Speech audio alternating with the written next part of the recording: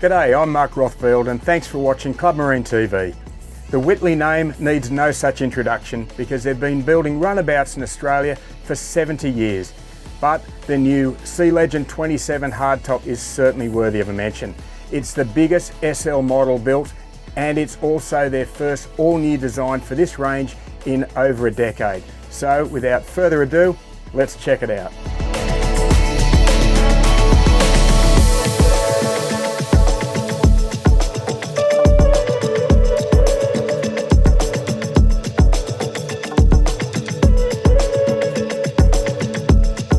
Before we start the tour, I should mention that I saw this particular boat being constructed at the Whittley factory just a few weeks ago. It was a bare shell back then, but you really got an appreciation of just how much quality Whittley puts into every boat they build. They're not as quick or as slick as the US and the European manufacturers perhaps, but I love the fact that you've got this sort of hand craftsmanship. And the construction team, they've been there a long time and they're really wedded to each boat they build. There's a higher care factor. You only have to see the way that Whittley care for their moulds to see that. You have to see it to believe it. Also, their gel coats, absolutely the highest quality you can buy, and that's reflected in the finished product. Same with things like the upholstery. This has a soft touch upholstery that's cool. Comes from Italy, a little bit more expensive, but nothing's too good for this particular boat. Whittley still employs a glass encased timber in some of its smaller models.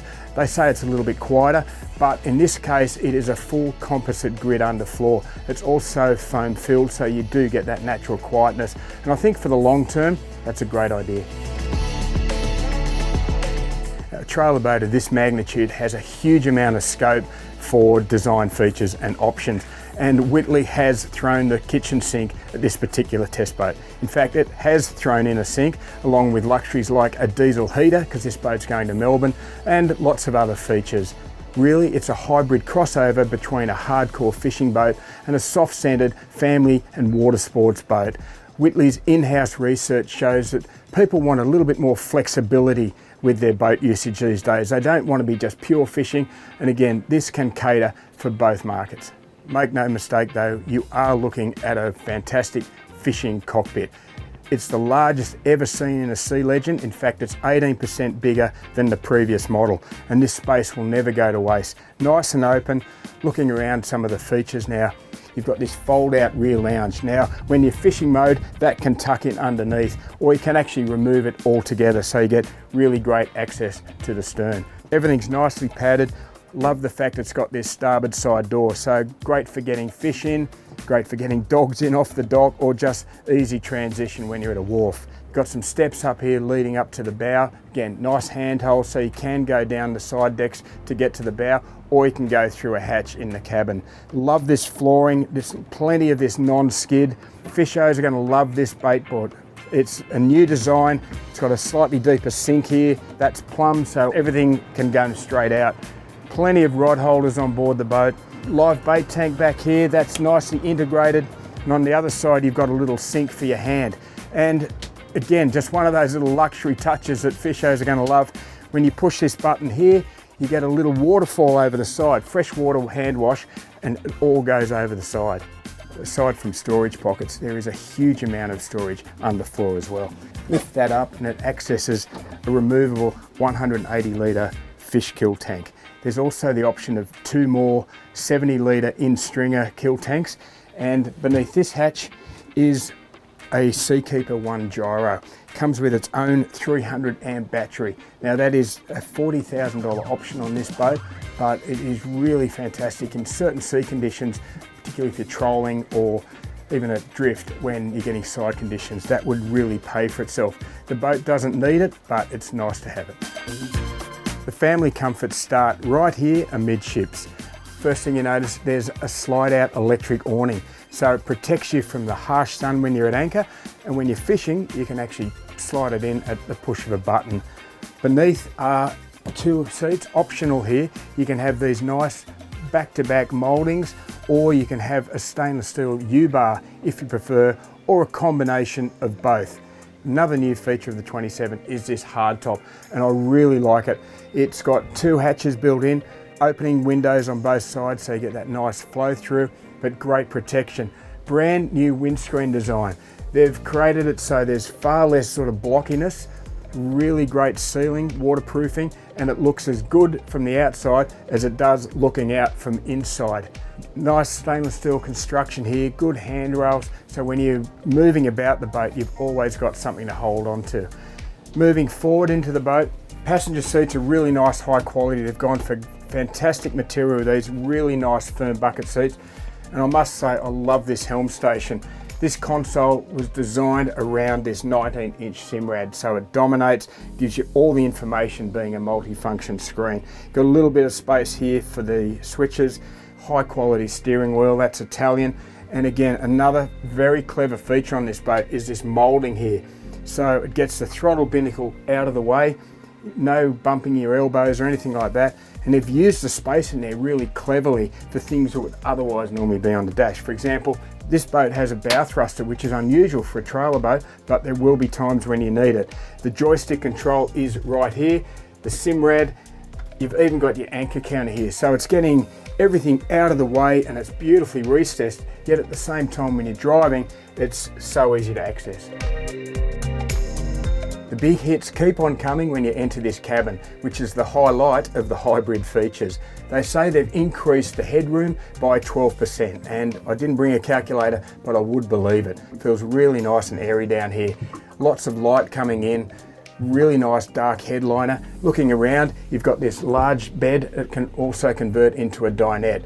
Anglers are going to be spoiled by a stand-up shower, and ladies are going to love the fact that you have a cabin door that you can actually lock when they're using the head. Great galley as well. I said they've thrown the kitchen sink at it. Well, it's in here alongside a little 24-volt induction cooktop. It's got a really nice size fridge, everything you're going to need for a good weekend. The test boat has a twin lithium battery system which incorporates Brunswick's Fathom technology. Now that's a game changer for maxi trailables like this because it reduces the need for a genset. You can still run air conditioning, you can run that Seakeeper and not worry about your batteries. Of course, the V10 that's powering this boat has a nice big 150 amp alternator that will quickly give them some charge as well. And speaking of that V10, how about we give it a run?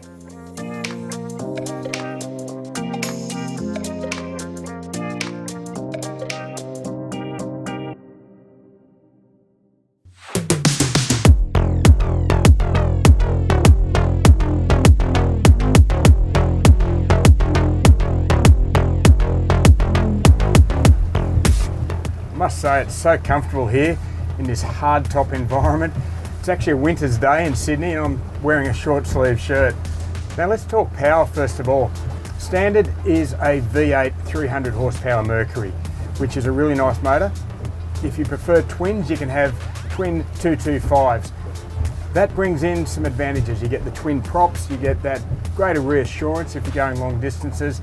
Also gives you the option of a joystick and things like the Skyhook control system, which is really great technology, but it does add dollars and it does add weight.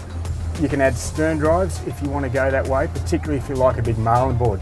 There's the option of a 250 horsepower Volvo Fender V6 or a 350 horsepower V8 Volvo. Diesel wise, you're looking at a Mercury power plant, but we're seeing far less of them these days now that the outboard manufacturers have got their act together. Which brings us to the power on this boat. It's the new V10 400 horsepower Mercury Verado, and I am a massive fan of these motors. They are so quiet. Right now we've got it in quiet mode. If you want to hear that sort of throaty V10, you can push the sports button and you get that higher exhaust note. But I'm an old bloke and I like it nice and quiet. Now, lots of other technology on these motors. For example, they have adaptive speed control. They have active trim system. So basically this boat is a point and shoot proposition. It has AMS advanced midsection, which essentially reduces the vibration.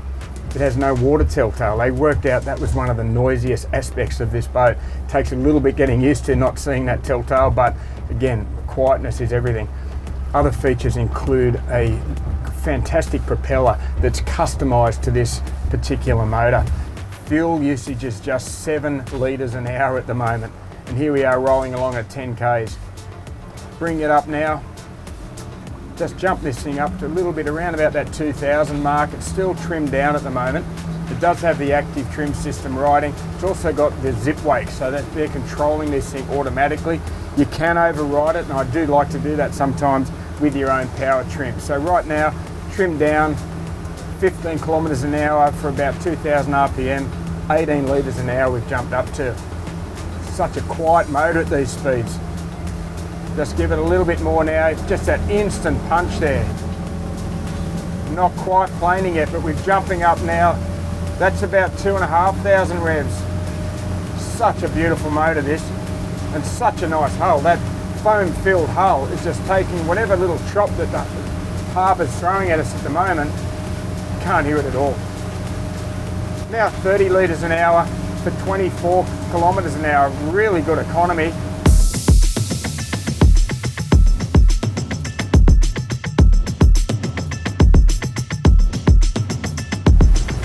We did drive this boat offshore earlier, and I tell you, they were choppy conditions. Lots of back slop off North Head and Sydney Harbour. And this thing was one of the most impressive boats I've ever driven in those conditions. Just rode through everything that was thrown at it.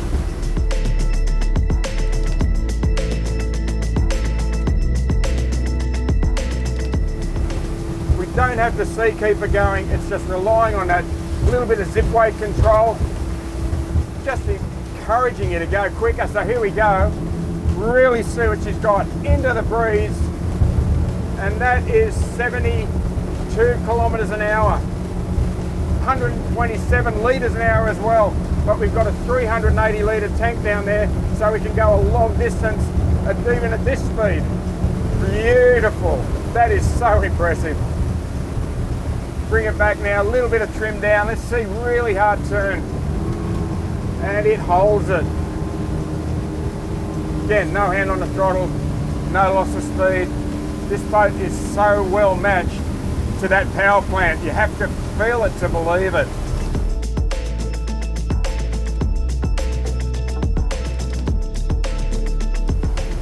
Whittley have gone away from the ray glass heritage with this particular boat, but they haven't strayed too far from a winning formula. There's still that 23 degrees dead rise, still nice big reverse chines, and it performs really well with all sorts of power.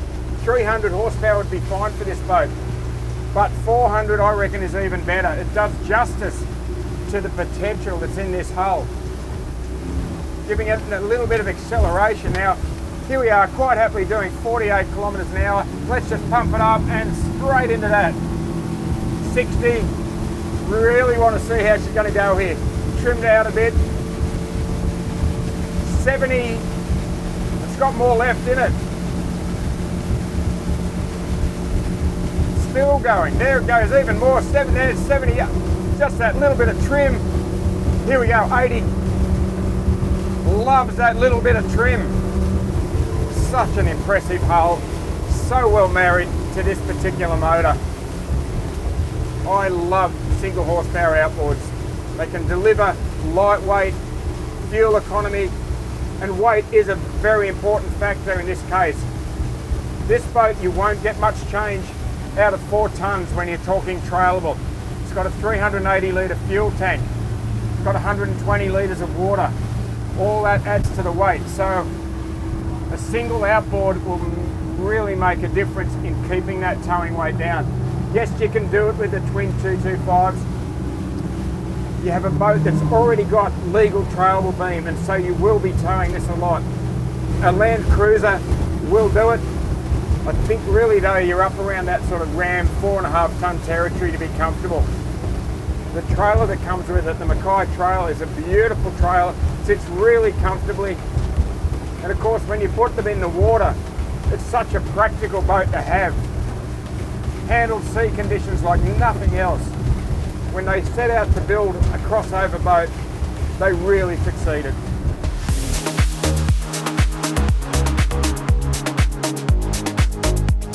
When it comes to optioning into 27, Whittley offer some automotive style packs. One is called the Marlin Broadbill Edition, and there's also a coastal tour. And as the name suggests, you can set the boat up more for cruising or more for fishing. Saves money, and it also makes that boat buying process just a little bit easier. One thing I love about the Whittley dealership network, it's their own company run, and they have a fantastic website, so you can jump online, basically build your own boat to spec, and then talk to a salesman who's dedicated to this product, and it works really well. Starting price for the 27 is $313,000, but as you see it here, it is $427,000 with a host of options, as you've seen. Believe it or not, the market for maxi trailables is outstripping the entry level at this stage because it's less vulnerable to that sort of mortgage pressure. In this case, you don't just get an incredible amount of boat, you get an incredible boat overall. Brilliant design, well built, and fantastic performance.